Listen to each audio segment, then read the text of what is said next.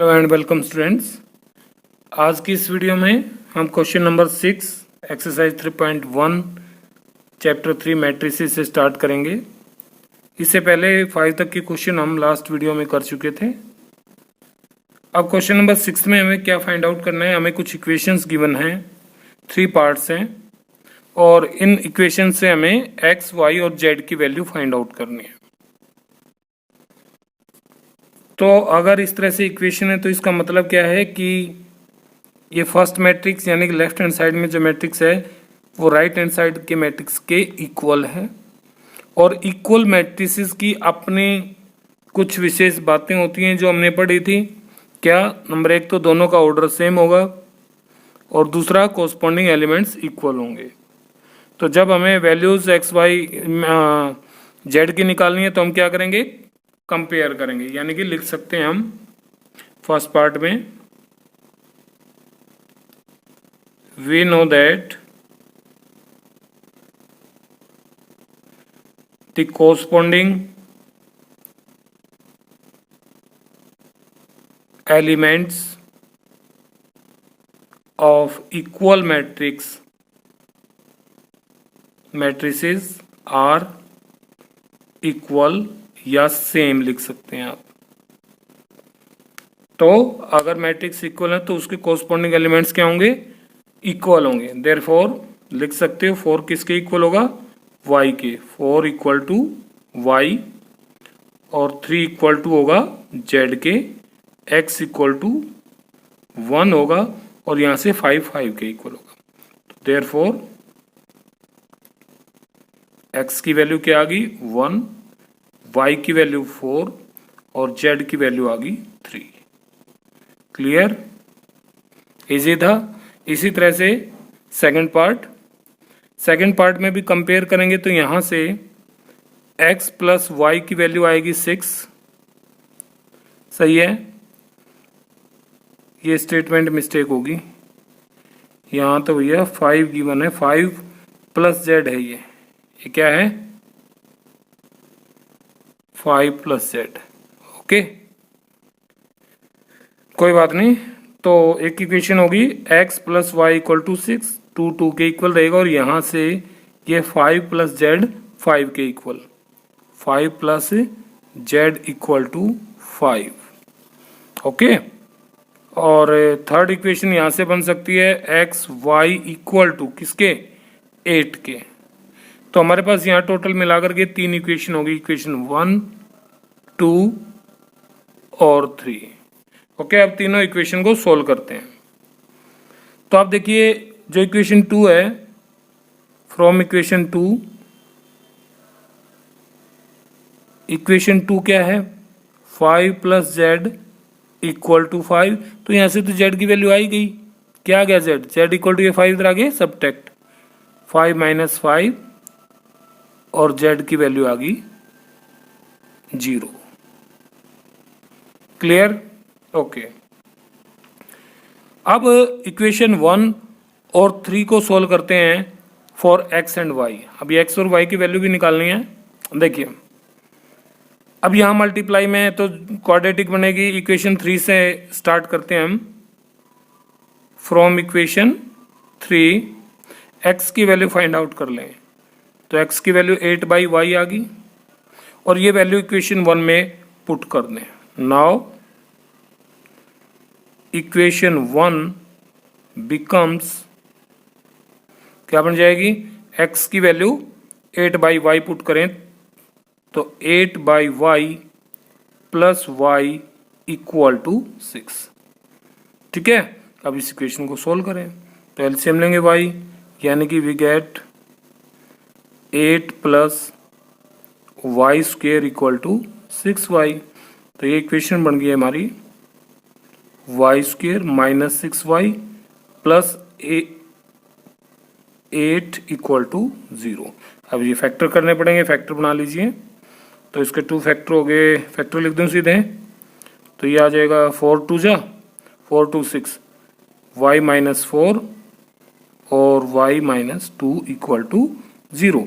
तो इस तरह से तो आपकी y की 2 वैल्यूज होगी, y इक्वल टू 4 और 2।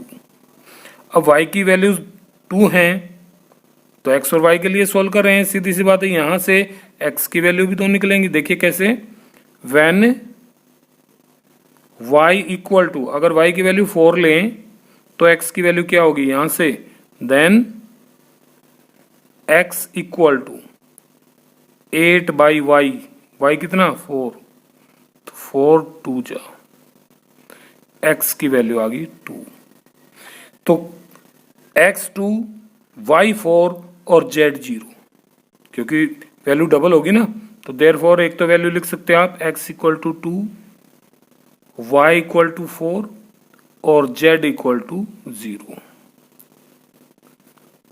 सही है, अब z तो 0 ही रहेगा। नाउ व्हेन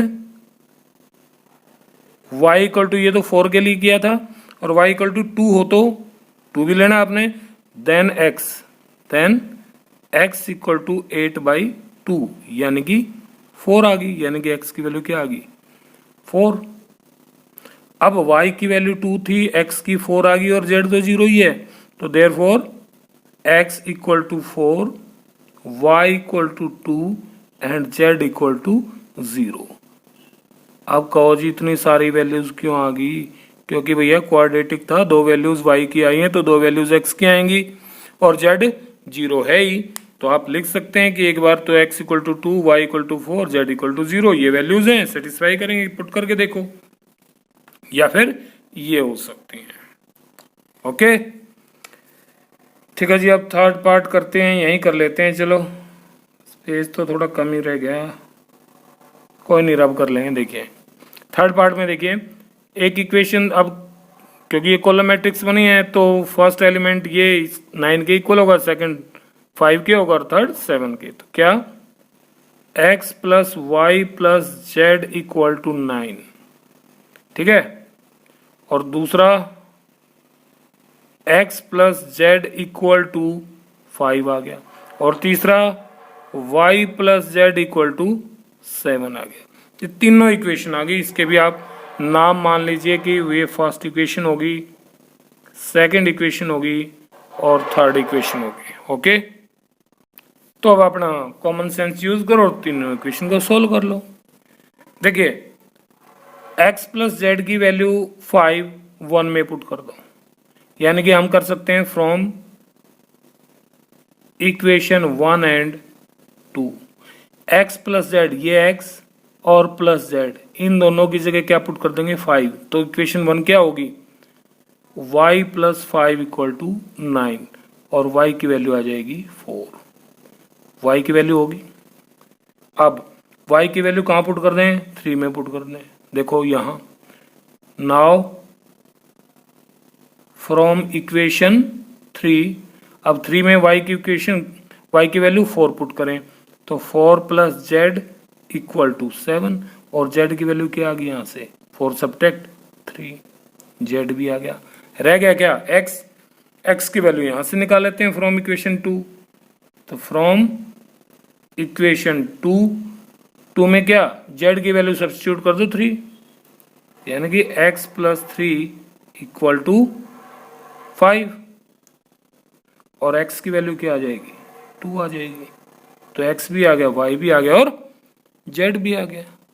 ठीक है, इक्वल मैट्रिक्स गिवन थी तीनों पार्ट्स में, उनको कंपेयर करना है और इक्वेशंस जो बनेंगे उनको सॉल्व करना है, सिंपल, कर लेंगे। Very good. Okay student, now this 7th question. 7th question भी बिल्कुल 6 क्वेश्चन की तरह है। क्या है कि find the values of a b c and d from the equation, और ये इक्वेशन गिवन है, मीन्स कोरस्पॉन्डिंग एलिमेंट्स इसमें भी आपको इक्वल पुट करने हैं, इक्वेशन फाइंड आउट करनी है और सॉल्व कर देना है। कैसे करेंगे देखिए, अब देखिए here both matrices are equal, है ना, ये कहने की जरूरत नहीं क्योंकि इक्वल का साइन लगा है। Therefore so corresponding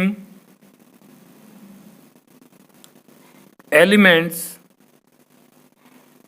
are same, और कॉरस्पॉन्डिंग एलिमेंट सेम होंगे तो इक्वेशन बनेंगे अब आपकी a माइनस बी और -1 सेम, यानी कि a minus b equal to -1, equation 1। यहां से 2a plus c equal to 5, equation 2। 2a minus b equal to 0, equation 3। और 3c plus d equal to 13, equation 4। हमारे पास 4 इक्वेशंस आ गए और चारों इक्वेशन दो दो वेरिएबल में। अब इनको सॉल्व करते हैं। पहचानिए कि ए बी में फर्स्ट इक्वेशन है और ए बी में थर्ड इक्वेशन है, तो फर्स्ट को और थर्ड को इकट्ठा सॉल्व करेंगे। और ए सी है यहाँ, जी हाँ बिल्कुल ए सी है, और यहाँ सी डी है, तो इनको अलग करेंगे। पहले हम ए और बी के लिए सॉल्व कर लेते हैं, फर्स्ट और 3 को। तो नाउ फ्रॉम इक्वेशन 1 एंड 3, और 1 एंड 3 को क्या करें, सीधा हम लिख सकते थे, सब्ट्रैक्ट कर देते। चलो आप कर देंगे। a minus b equal to -1, और थर्ड इक्वेशन है 2a माइनस बी और इक्वल टू 0, और क्या कर दें, सब्ट्रैक्टिंग।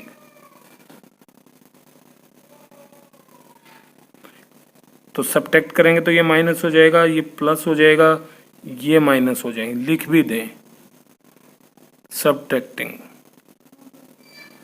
ये मत सोचे बिल्कुल छोटी क्लास की तरह कर रहे हैं हम, भाई जब क्वेश्चन ही ये है, अगर ये 4 मार्क्स में आ गया इसको, तो क्या आप बिल्कुल छोटा सा कर देंगे, आप कंप्लीट प्रोसीजर लिखेंगे। ओके, तो यहां से आपके पास वैल्यू बची -a, और b तो कैंसिल हो गया, इक्वल टू या -1, तो a की वैल्यू आ गई 1। अब a की वैल्यू अगर 1 आ गई तो a की वैल्यू या तो इक्वेशन 1 में पुट करो या 2 में या 3 में। तो now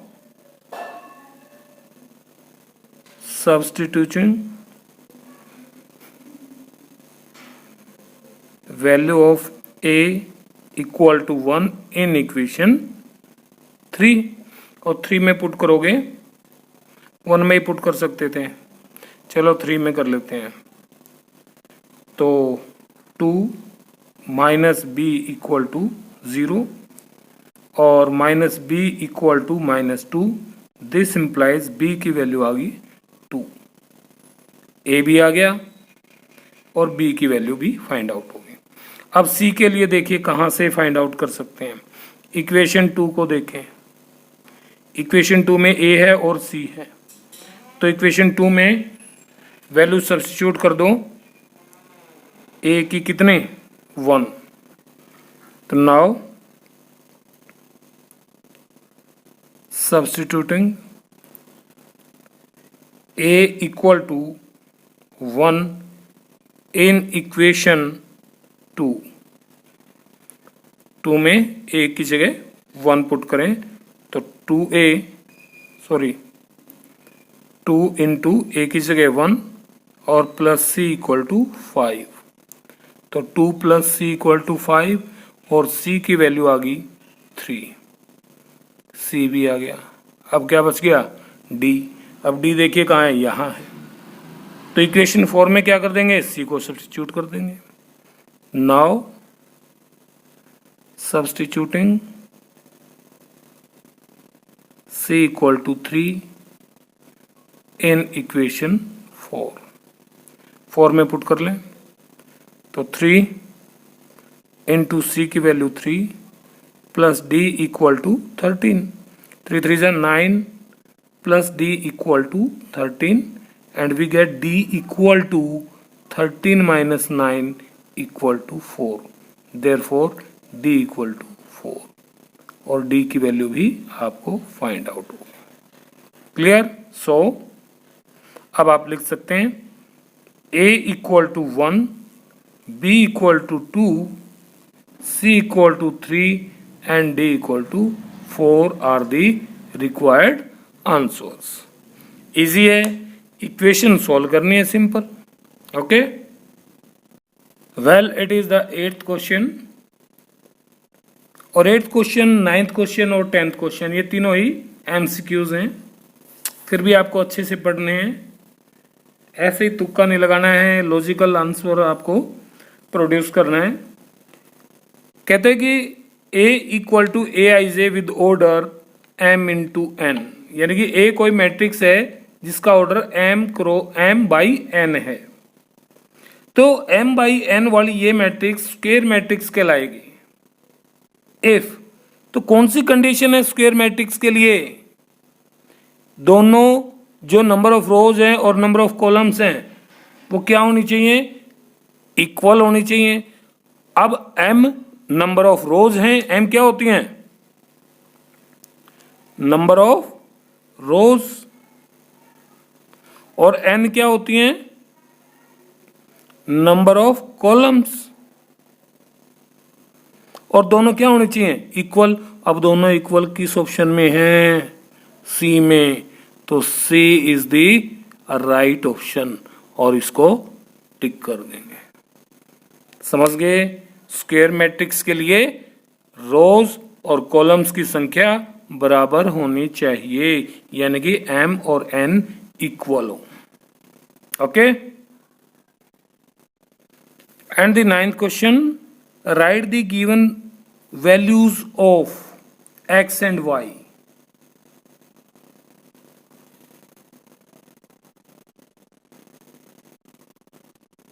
Okay, now the 9th question, which of the given values of x and y, which of the given values of x and y, कि हम x और y की ऐसी कौन सी वैल्यू फाइंड आउट कर सकते हैं which make the following pair of matrices equal, जिससे कि नीचे जो मैट्रिक्स गिवन हैं ये दोनों इक्वल हो जाए.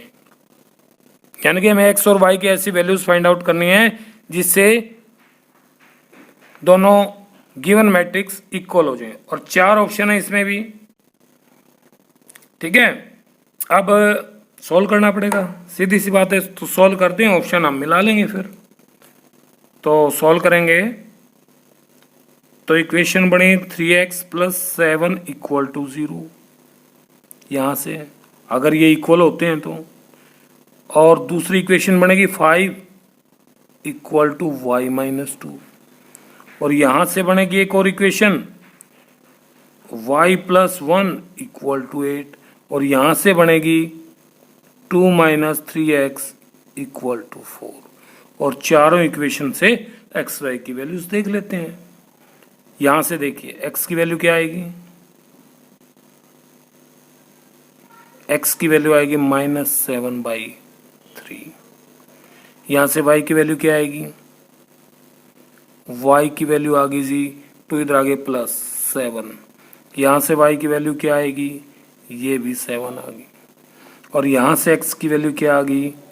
तो ये 2 है, 2 उधर आगे सब्ट्रैक्ट होगा, -3x इक्वल टू -2. और माइनस से माइनस कट गया. x की वैल्यू क्या आ गई? 2/3. अब x की वैल्यू -7/3 भी आ गई और x की वैल्यू 2/3 भी आ गई. ऐसा तो पॉसिबल नहीं हो सकता ना. x की दो वैल्यूज हो सकती हैं? नहीं, x की वैल्यू सेम हो सकती है. अब x की वैल्यू -7/3 तो इस इक्वेशन से आई थी, इसको सेटिस्फाई करेगी, लेकिन इसको सेटिस्फाई नहीं करेगी. तो ऑप्शन में क्या है? y 7 है ए ऑप्शन में, और x की वैल्यू -1/3 है. नहीं, ए नहीं है. B not possible to find. पहले सी और डी को भी देख लेते हैं. नहीं है, तो इसका ऑप्शन बी ही मिलेगा, नॉट पॉसिबल टू फाइंड. क्यों? क्योंकि भैया x की डबल वैल्यू आ गई. क्वाड्रेटिक थोड़ी बनी है यहाँ. क्वाड्रेटिक होती तो सोचते हम, या तो लीनियर इक्वेशन, और लीनियर में भी ये x की कुछ वैल्यू दे रहा है और ये कुछ दे रहा है, तो ऐसा पॉसिबल नहीं होता. Therefore not possible to find. इसका आंसर ऑप्शन बी होगा। Okay okay, now the 10th question, the number of all possible matrices of order 3 by 3 with each entry 0 और 1। स्टूडेंट्स क्वेश्चन को अच्छे से समझें कि आपको नंबर ऑफ मैट्रिसेस बताने कितने बन सकते हैं 3 by 3 के, ठीक है, लेकिन उसकी जो एलिमेंट्स होंगे, जो एंट्रीज होंगी वो 0 और 1 में से ही होंगी। या तो 0 लें या 1 लें या दोनों मिक्स करके लें, यानी कि एलिमेंट 0 और 1 हो तो 3 by 3 के कितने मैट्रिक्स पॉसिबल हो सकते हैं, बताइए कैसे करेंगे। देखो हम 0 से स्टार्ट करते हैं, सारे 0, फिर एक एक कम करते जाओ, रिप्लेस करते जाएंगे प्लेसेस को, यहाँ 1 रखा बाकी सारे 0, फिर यहाँ 1 रखा बाकी सारे 0, यहाँ 1 रखा, तो कितने हो सकते हैं, समझ रहे हो मेरी बात। तो इसका एक फॉर्मूला है, और वो फॉर्मूला क्या है कि जो भी ऑर्डर बनेगा, पहले तो ये देखो आपको आइटम कितने यूज करने हैं, यानी कि एलिमेंट के तौर पर आप कितने एंट्रीज ले रहे हैं। तो यहां हमारे पास नंबर ऑफ एंट्रीज,